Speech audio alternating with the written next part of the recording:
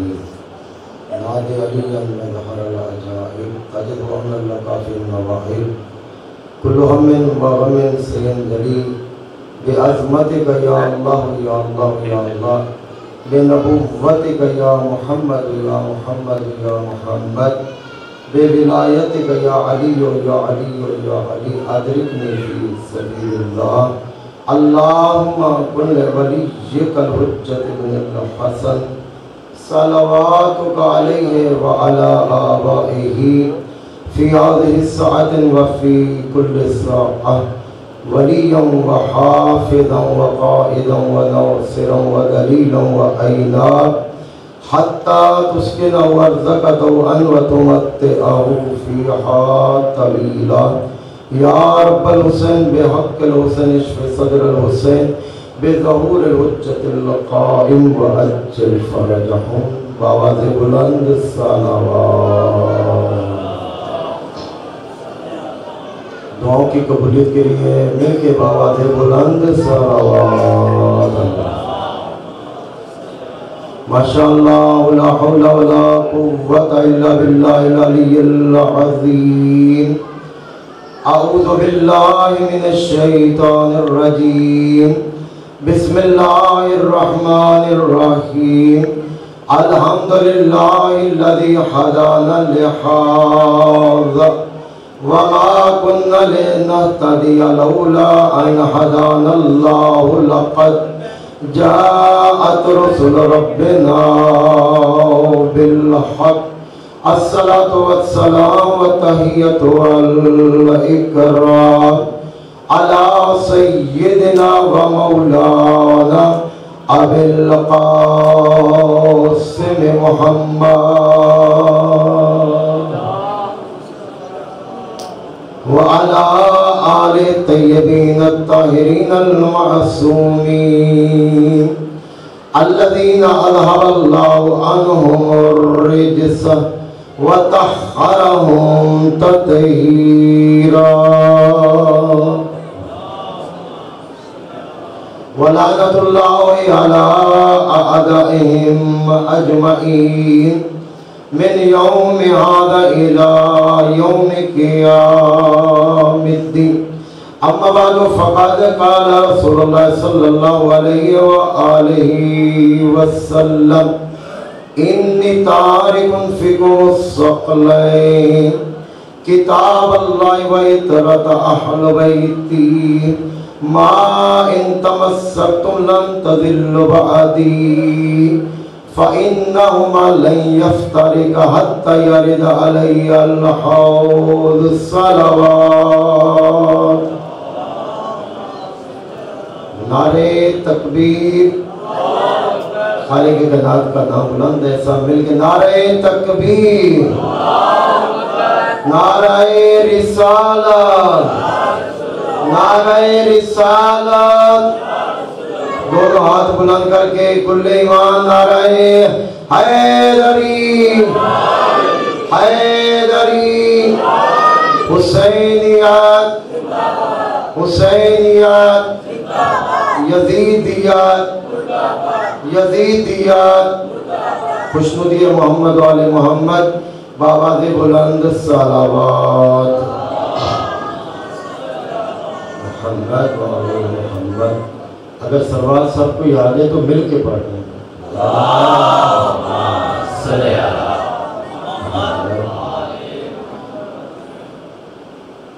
اللہ تعالیٰ کا حبیب رسول خدا صلی اللہ علیہ وآلہ وسلم ارشاد فرماتے ہیں کہ انی تارکن فیکم الثقلین، کہ میں تمہارے درمیان ثقلین چھوڑ کے جا رہا ہوں. لفظ ثقلین جو ہے یہ ثقل کہتے ہیں. ایک کو جب ملایا گیا دو چیزیں بن گئیں تو اسے کہتے ہیں ثقلین. جس طرح سبتین، سبت ایک کو کہا گیا، ایک نواسہ رسول. جب حسن اور حسین کو دونوں کو ملایا تو وہ بھی یہی وزن بنتا ہے سبتین. اسی طرح پیغمبر اسلام نے فرمایا کہ میں تمہارے درمیان دو گران قدر، دو ہم وزن چیزیں چھوڑے جا رہا ہوں.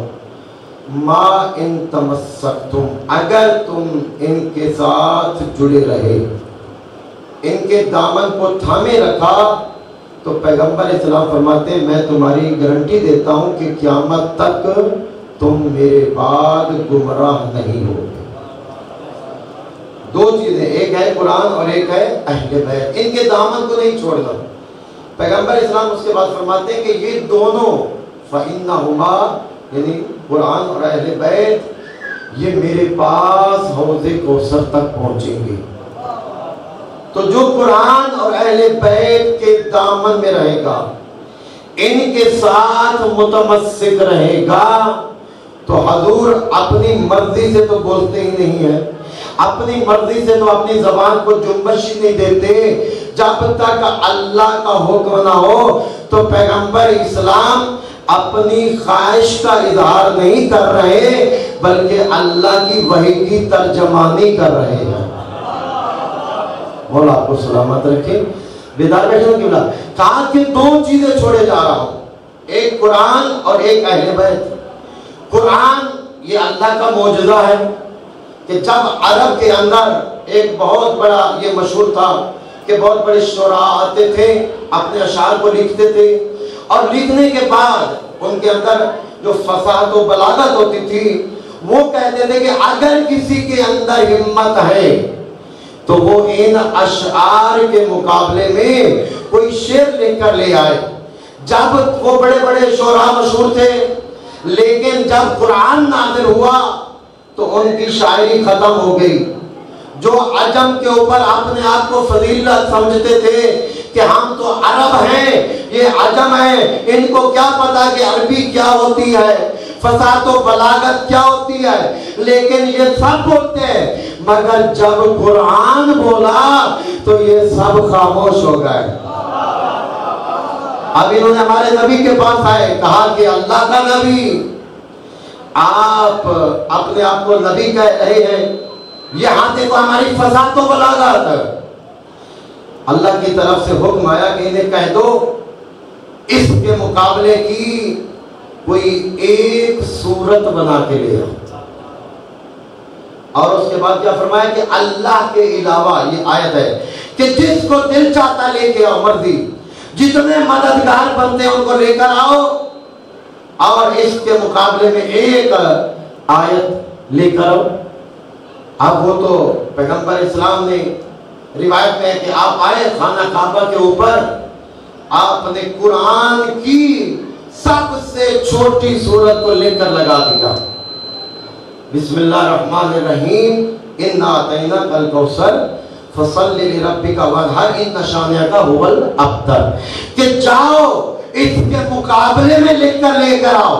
اب جب پورے عرب نے یہ پڑھا اور ان کی فکریں بدل گئی، کہتے ہیں کہ ما ھذا الکلام للبشر، یہ کسی بندے کا کلام نہیں ہے، یہ خالق کائنات کا کلام ہو سکتا ہے۔ محمد علیہ بیعت محمد لنتر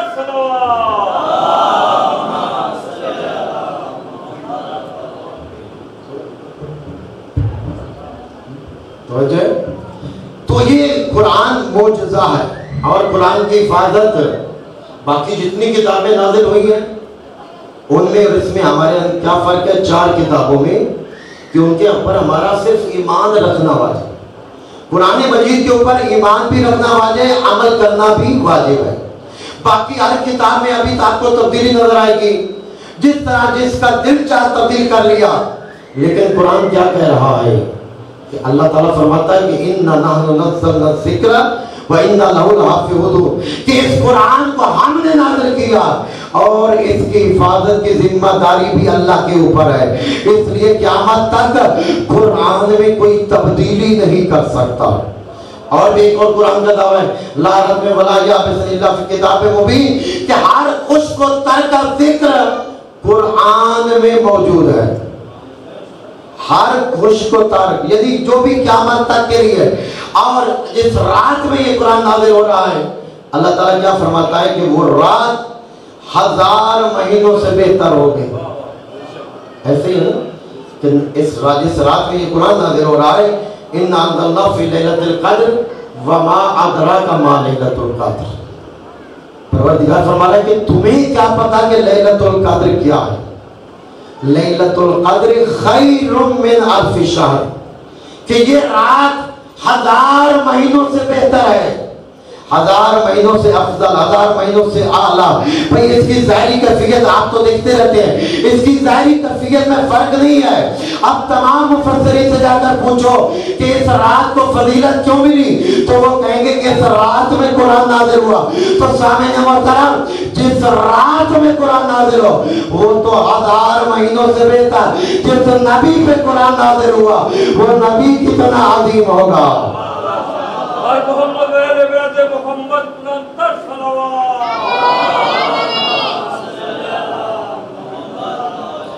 और इससे आगे पैगंबर इस्लाम फरमाते हैं सतफ्तरिक उम्मती सलासतम व सबईन फिरकतन कुल्लुहुम इलन नार इल्ला वाहिदा, कि मेरी उम्मत के 73 फिरके होंगे और सब में से एक जन्नत में जाएगा, बाकी जहन्नुम में जाएंगे। परेशान तो नहीं हो गए? परेशान तो तभी होते जब पैगंबर फरमाते कि एक जहन्नुम में जाएगा, 72 जहन्नुम में। आप फरमाया बाकी जहन्नुम में जाएंगे, एक निजात पाएगा। अब जिससे जाके पूछिए, जिस मर्जी फिरके का बंदा हो, आप उससे कहेंगे कि जनाब आप जन्नत में जाएंगे, वो क्या कहता है कि अल्लाह जानता है। यही जवाब आता है ना। लेकिन जब हमसे पूछता है तो हम क्या जवाब देते हैं कि अल्हम्दुलिल्लाह, मौला आपको सलामत रखे। भाई हम तो अल्लाह का शुक्र अदा करते हैं और बताते हैं कि यकीनन। और कुरान मजीद में जब आप सूरह अल-हम्द पढ़ते हैं तो उसमें अल्लाह हमसे एक दुआ जबरदस्ती मंगवा रहा है। वो क्या है?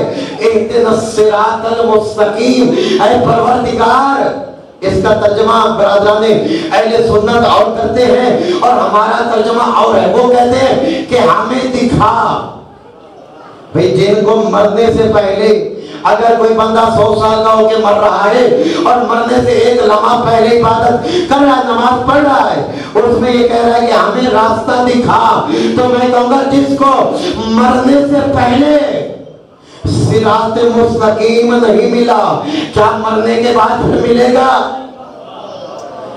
और वो क्या करते हैं? कहते हैं हमें दिखा। नमाज में वो क्या पढ़ते हैं? सूरह अल-हम्द के बाद आमीन, ऐसे ही ना। और हम क्या पढ़ते हैं?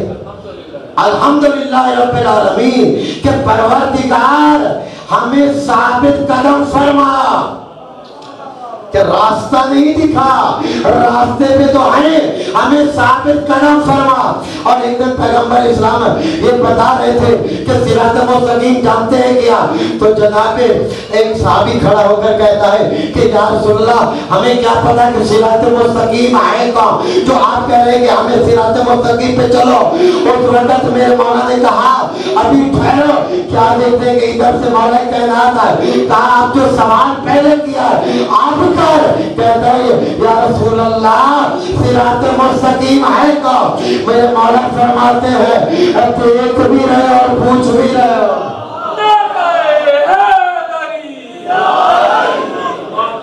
तो ये हमें फख्र करना चाहिए जिन आले मोहम्मद के दामन को हमने थामा है। कुरान और आप देखिए 73 फिरके हैं। ये कुरान का मौजूदा समझिए कि जितने फिरके हैं, हर बंदा यही कहता है कि हमारी तमाम तर इबादत इस कुरान के मुताबिक है। ऐसे ही है, हमारी नमाज कुरान के मुताबिक है, हमारा रोज़ा, हमारा हाज, ये किसी और किताब को शर्फ हाजिर नहीं सिवाय कुरान मजीद के। और हर बंदा चाहे हाथ खोल के नमाज पढ़ रहा है, चाहे हाथ बांध के नमाज पढ़ रहा है, चाहे दुआ कुनूत पढ़ता है, दुआ कुनूत नहीं पढ़ता, ज़कात हाथ से देता है या बैंक से ही कट जाए, हर बंदे का यही दावा है कि हमारी इबादत इस कुरान के ऐन मुताबिक है। अगर कोई कहे कि इस कुरान के मुताबिक नहीं है तो फिर ये अमल उसके मुंह पे मार दिया जाएगा, क्योंकि वो कुरान की मुखालफत में आ रहा है। हमारा भी यही दावा है, ताबरादान अहले सुन्नत का भी यही दावा है, हर फिरके का ये दावा है। तो मैं कहूँगा आपसे कि जब कोई कहे कि हमारी इबादत इस कुरान के मुताबिक है, उसे कहना ये बता ये कुरान किसके साथ है। تو پیغمبر اسلام کا مشہور فرمان ہے کہ قرآن علی کے ساتھ ہے، علی قرآن کے ساتھ ہے۔ یہ قرآن کو شرف حاصل ہے کہ قرآن کے ساتھ ہر فرقے کی عبادت ہے۔ اور پیغمبر نے یہ دوسرا جملہ فرمایا کہ قرآن علی کے ساتھ، علی قرآن کے ساتھ۔ یہ ہمیں بتانا چاہتے ہیں دنیا والے، یاد رکھنا اگر کبھی قرآن سمجھ میں نہ آئے تو علی سے پوچھ لینا، علی سمجھ میں نہ آئے تو قرآن سے سمجھ لینا۔ یہ قرآن قیامت تک باقی ہے۔ اور جب پیغمبر اسلام فرماتے ہیں کہ قرآن اور اہل بیت یہ کبھی ایک دوسرے سے جدا نہیں ہو سکتے، اور اس لیے کہا پیغمبر اسلام جب جانے لگے دنیا سے تو کہا دیکھو یہ قرآن بے وارث نہیں ہے۔ ثم اورثنا الکتاب الذین اصطفینا من عبادنا، کہ جنہیں اللہ نے چن لیا اس قرآن کا وارث بنا دیا۔ اب قبلہ توجہ چاہوں گا کہ جو اللہ قرآن کو بے وارث نہیں چھوڑتا وہ دین کو بے وارث کیسے چھوڑ کے جائے گا؟ مل کے پڑھی گا صلوات علی محمد کی۔ وَيَقُولُ الَّذِينَ كَفَرُوا لَسْتَ مُرْسَلًا، جب پیغمبر نے اعلان کیا کہ میں اللہ کا نبی ہوں تو لوگوں نے اعتراض کیا کہ آپ اللہ کے رسول نہیں ہیں، انکار کرنے لگے۔ تو ہمارا نبی تو خاموش ہوا، اللہ کی طرف سے حکم آ گیا، قل کفا باللہ شہیدا بینی و بینکم ومن عنده علم الکتاب، کہ اے میرا حبیب انہیں کہہ دو کہ تم میری رسالت کا انکار کر رہے ہو، میری نبوت کا ایک گواہ اللہ کی ذات ہے۔ ایک گواہ کون ہے ہمارے نبی کی؟ اللہ، اور دوسرا وَمَنْ عِنْدَهُ عِلْمُ الْكِتَابِ، جس کے پاس کتاب کا کچھ علم نہیں پوری کتاب کا علم ہو۔ مولا آپ کو سلامت رکھے بھائی، عِنْدَهُ عِلْمُ الْكِتَابِ، پوری کتاب کا علم۔ اب جیسے جناب عاصم بن برخیہ نے اس وقت جناب سلیمان کے سامنے کہا گیا کہ تخت بلایا جائے، تو ایک کہا کہ ایک مجھے تخت چاہیے، تخت بلقیس، مگر ایک لمحے میں ایک جن نے کہا کہ میں چند لمحوں میں لا سکتا ہوں۔ کہا اس سے بھی پہلے، جب کہا کہ کیا، کہا آنکھ چھپنے سے پہلے لا دوں، کہا لا دو۔ جیسے وہ آیا کہا تمہارے پاس کیا تھا؟ یہ کہتا میرے پاس اس علم کا کچھ حصہ تھا۔ بھائی جس کے پاس کچھ حصہ وہ 1500 میل سے تخت بلقیس کو لا سکتا، تو جس کے پاس پوری کتاب کا علم ہو، پھر اگر وہ سورت کو واپس پلٹا دے تو تعجب نہ کرنا کہ وہ عالم علم و کتاب ہے۔ اور میرے مولا سے پوچھا گیا کہ مولا آپ کے اس شخص سے بڑی فضیلت کیا ہے کہ آپ کے اس شان میں اللہ نے قرآن کی بہت سی آیات نازل فرمائے، آیت تطہیر آپ کی شان میں آئے، آیت ولایت آپ کی شان میں آئے، آپ کس طرح رسول پہ سوئے تو نفس رسول بن کر آپ نے میں بادانے بوالا نہیں گئے، آپ کی فضیلت کیا ہے؟ کہا اس سے بڑھ کر علی کی اور کیا فضیلت ہوگی کہ لا شریک نے اپنے ساتھ اپنے نبی کی گواہ کے لیے مجاہدی کو چل لیا۔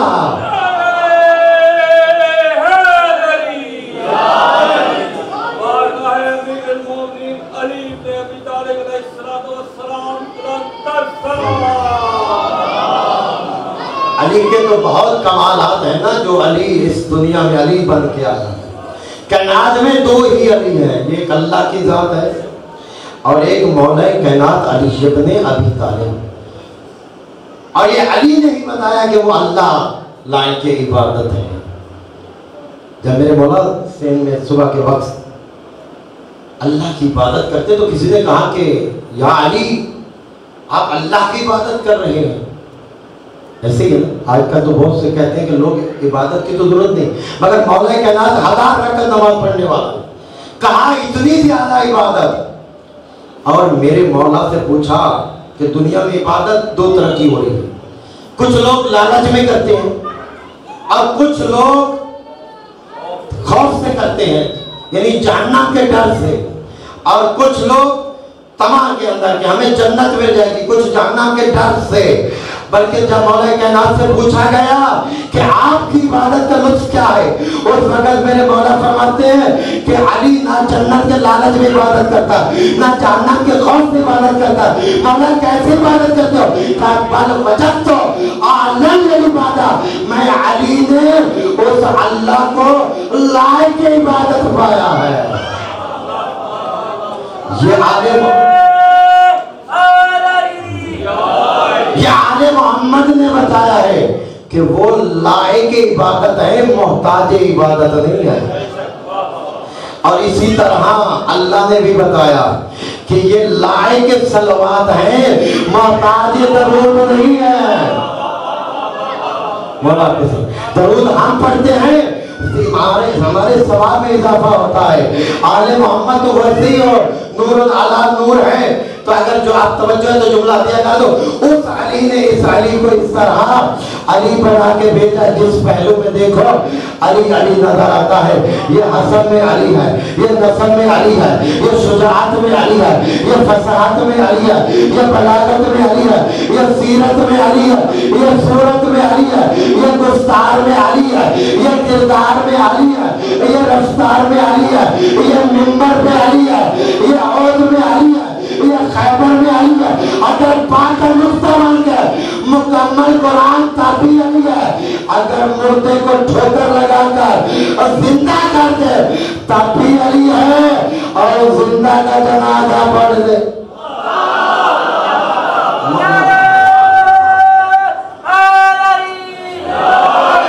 अच्छा, मेरे मौला के सामने एक मुनाफिक को लाया गया कि मौला कहते हैं कि मैं जमीन के रास्तों से आसमान के रास्ते से ज्यादा जाते। कहा आज भी इम्तिहान लेते हैं। कहा कैसा इम्तिहान लेना है? कहा देखो हर तरफ मौला कायनात के चर्चे हैं, कहा इम्तिहान लेते हैं। एक को सुला दिया, सुलाने के बाद कहा कि जब अली अलैहिस्सलाम तुम्हारा जनाजा पढ़ने लगे तो उठ के बैठ जाना, ताकि पता चले कि हम कहेंगे या अली यही आपका इल्म था। अब जैसे ही मेरे मौला ने उससे वाले से पूछा जनाजा पढ़ा दो, आप तो हर रोज जनाजे पढ़ते हैं, आपको तो पता है कि कैसे जनाजा पढ़े। कहा इजाजत है। अब मेरे मौला ने कहा अल्लाह अकबर। इधर से वो इशारे करते रहे कि उठो। अब वो उठ नहीं सकता। ये कहते कि यारी ये क्या हो गया? कहा आपको नहीं पता, जब कुरान में पूछा गया कि रूह क्या है, कहा ये आमरे रब्बी है। कहा रूह है आमर, अली है उलिल आमर।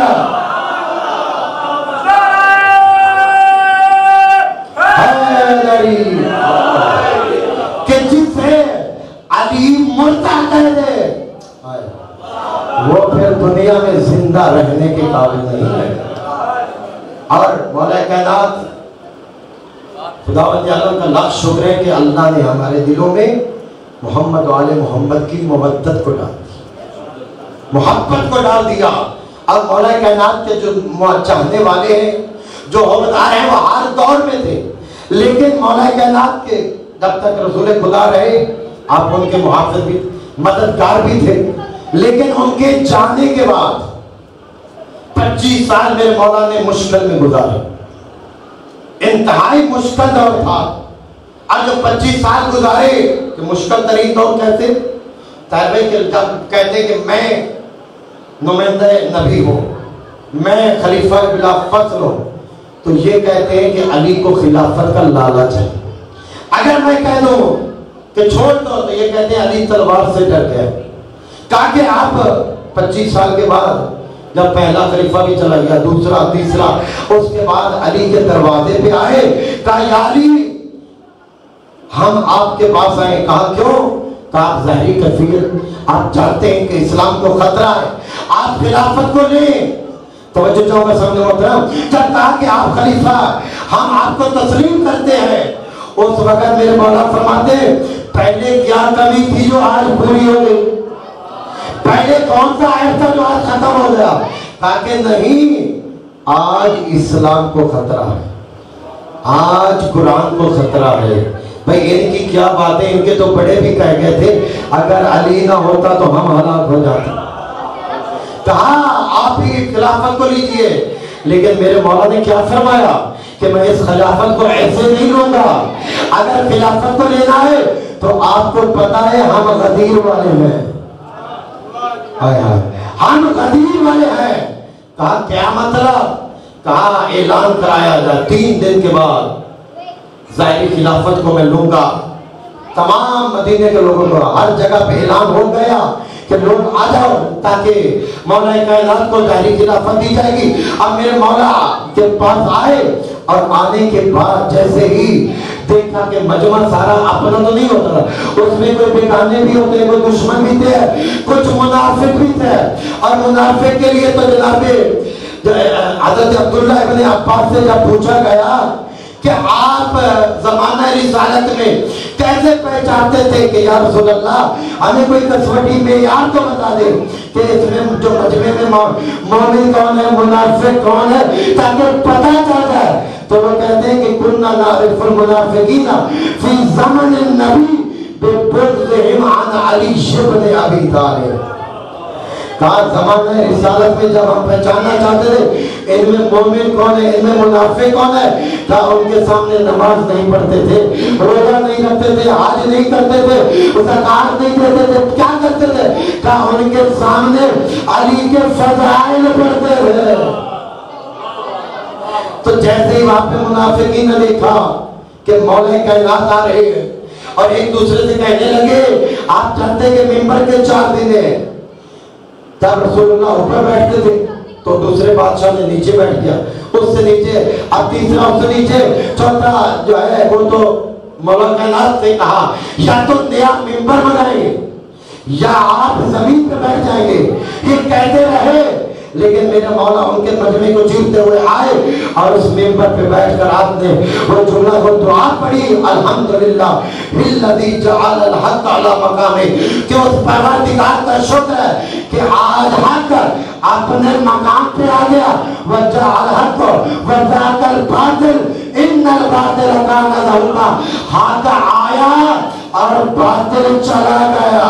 اور اس کے بعد میرے مولا فرماتے ہیں کیا تم اس ممبر کو دیکھ رہے ہو، ان لکڑیوں کو دیکھ رہے ہو؟ ارے علی کے قدم تو وہ ہے جو مور نبوت کے سوار ہیں.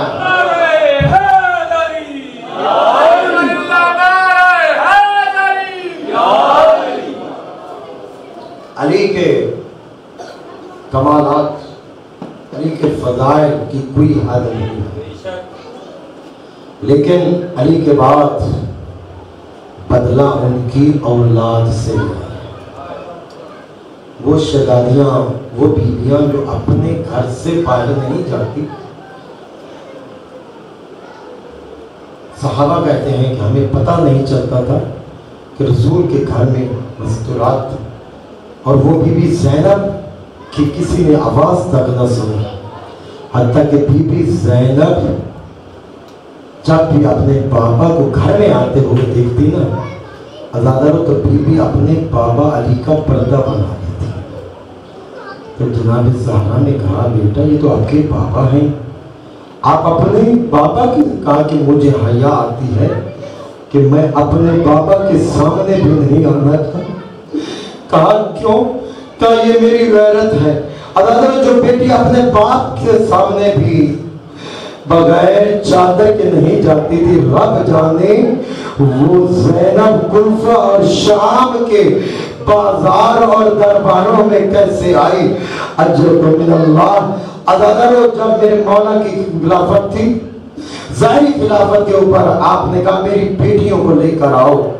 ازادارو وہ بیٹی زینب اپنے بابا کے کہنے پہ جب کوفہ کے باہر پہنچی تو ازادارو علی مولا نے فرمایا میرے حسن و حسین بیٹا باہر ٹھہرنا، رات کی تاریکی ہو جائے میں خود بیٹی کو لینے آؤں گا. کہا بابا یہ کیسے، ہم 18 بھائی ہیں، اور عباس جیسا بھائی بھی ساتھ آئے، کہا کہ نہیں میں خود اپنی بیٹی کو، میری غیرت برداشت نہیں کرتی۔ عزاداروں کا مولا آج تو یہی کوفہ ہے، آپ کی بیٹی بھائیوں کے ساتھ آ رہی ہے، لیکن 61 ہجری کے بعد آپ کیسے برداشت کریں گے کہ بغیر مکنا و چادر بے ریدہ بہنا کوفہ اور شام کے گھروں میں عزادار؟ اس کے بعد میرے مولا نے اپنی بیٹی کو بلایا اور کہا بیٹا یہ دیکھ لو، یہ کوفے کا فلاں بازار ہے، یہ صدر بازار ہے۔ عزادار جب راستے بتائے تو اس وقت جناب علی کہتے ہیں بیٹا ان راستوں کو دیکھ لو۔ بی بی زینب نے کہا بابا جس بہن کا ایک بھائی ہو اس کو مان ہوتا ہے، اور میرا تو عباس بیٹا بھائی۔ آج بھائیوں کے ساتھ آئی ہو۔ عزادار یہی وجہ ہے کہ جب علماء سے پوچھا گیا کہ کربلا کے اندر صبح سے لے کر عصر عاشور تک ہر بی بی کا الگ الگ بہن تھا، کوئی کہتی تھی واہ محمد، کوئی کہتی تھی واہ علی، کوئی کہتی تھی واہ حسن، کوئی کہتی تھی واہ حسین، لیکن عصر عاشور کے بعد ہر بی بی کا ایک ہی بہن تھا، واحدہ۔ اجرکم من اللہ کا ہائے ہمارا پردہ، ہائے ہمارا پردہ۔ جب پوچھا گیا کہ یہ بیویوں کا ایک ہی بہن تھا واحدہ، تو عزادار علماء فرماتے ہیں کہ پہلے بیویوں کو پتا تھا ابھی ہمارے پردے کا محافظ موجود ہے، ابھی عباس موجود ہے، لیکن عزادار جب جناب عباس اجازت لینے کے لیے نا تو اس وقت میرے مولا نے جناب زینب سے کہا اے آقا زادی مجھے اجازت دے دو۔ بی بی کہتی ہے عباس اجازت موت کی، اور وہ بھی دروازے پہ خیمے کے اندر آؤ، میں اپنے بھائی کو چلتے ہوئے دیکھ لو۔ عزادار بیویوں نے جناب عباس سے کہا عباس ہم تیرے سہارے پہ مدینہ چھوڑ کے آئی تھی، عباس اب ہمارا کون سہارا بنے گا؟ عباس بی بی زینب نے سب بیویوں سے کہا میں نے تمہارے سے وعدہ کیا تھا، اب میں تمہارے پردے کی زیام ہے، اب میرا عباس جا رہا ہے۔ عزادار اس کے بعد جناب عباس کو جب آقا حسین کے بعد جناب سکینہ اپنے چچا کو لے کر آئی، آقا حسین دیتا سکینہ اور سوچ کی اجازت دلوانا کہیں ایسا نہ ہو میرا عباس بھی مارا جائے اور تیرا علی اصغر بھی نہ بچے۔ عزادار جناب عباس کو پانی کی اجازت تو ملی لیکن جنگ کی اجازت نہ ملی۔ میرے مولا نہر فرات پہ آئے، مشک سکینہ کو جب بھرا، عزادار اس کے بعد جناب عباس نے پانی نہیں پیا، نہ آپ کی سواری نے پانی پیا۔ عزادار پیاسا عباس کہ میں کیسے پانی پیا؟ ابھی تک تو میرا آقا حسین پیاسا ہے، ابھی تک تو سکینہ پیاسی ہے، ابھی علی اصغر۔ عزادار پیاسوں کو یاد کر کے جناب عباس نے پانی نہ پیا، لیکن مشک سکینہ کو اپنے سینے سے لگایا۔ ادھر ظالموں نے حملہ کیا، کوئی دائیں طرف سے حملہ کر رہا ہے، کوئی بائیں طرف سے حملہ کر رہا ہے۔ جب دایاں بازو قلم ہوا فرماتے علی اکبر کا صدقہ، جب دوسرا بازو قلم ہوا فرماتے علی اصغر کا صدقہ۔ عزادار اس کے بعد میرے مولا نے مشک کو اپنے سینے سے لگایا اور عالم عباس کو اٹھانے والوں جب میرے مولا عباس کا علم کبھی تک جاتا تھا کبھی ادھر گرتا تھا، سکینہ کہتی ہے بابا کیا میرے چچا کو خیر ہے؟ کیا تیرے چچا کے بازو قلم ہو گئے؟ سکینہ نے سب بچوں کو بلایا، کہا بابا ہمیں معاف کر دے، اب میرے چچا کو بلا لے، ہم وعدہ کرتے آج کے بعد ہم پانی نہیں مانگیں گے۔ عزادار اس کے بعد جناب عباس نے آخری سلام کیا، علیکم السلام یا ابا عبداللہ۔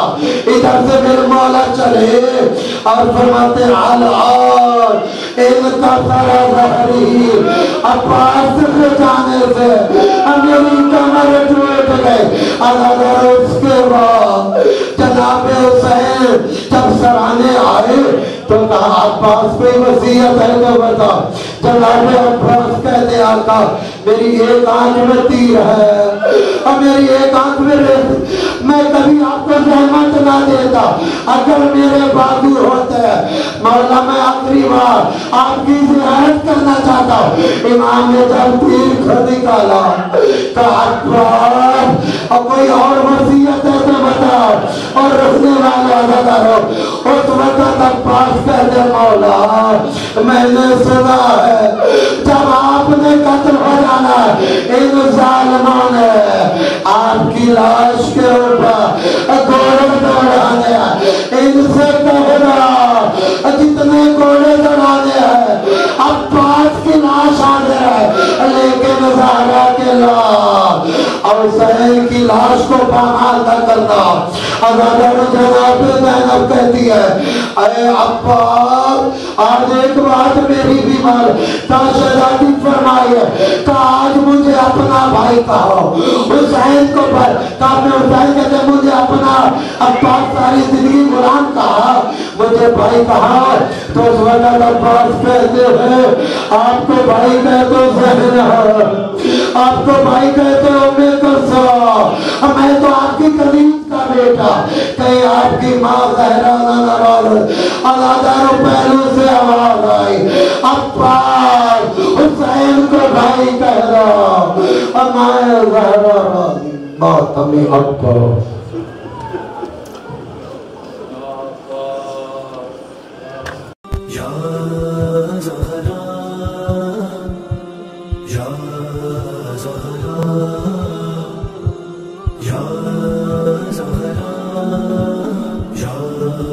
Zahra